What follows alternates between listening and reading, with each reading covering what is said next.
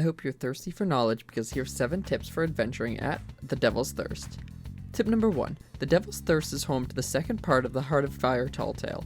If you see a ship parked at the Devil's Thirst, there's a very high chance that they're here for the Tall Tale, so if you're a pirate who doesn't like to sink other Tall Talers, keep that in mind. Tip number 2. If you do visit the Devil's Thirst, it's a good idea to have the second checkpoint of the Heart of Fire saved in your inventory. It starts at Morrow's Peak Outpost, and from there you only have to go to Lyra's Backbone to have the checkpoint forever. The checkpoint prevents the volcano at the Devil's Thirst from going off, and prevents geysers from spawning. It'll also prevent skellies from spawning at all islands in Sea of Thieves, so long as you don't have any other quests active. Tip number 3. The Devil's Thirst is one of the smallest large islands in Sea of Thieves. With so many of the riddle points all condensed into the same section of the island, directions can be really confusing here.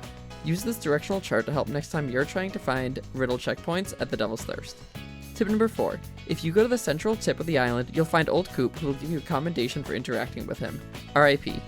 Tip number 5. With the second checkpoint to the Heart of Fire Tall Tale down and benefiting you, the rock tips to the south side of the island are a great spot to stand on and fish.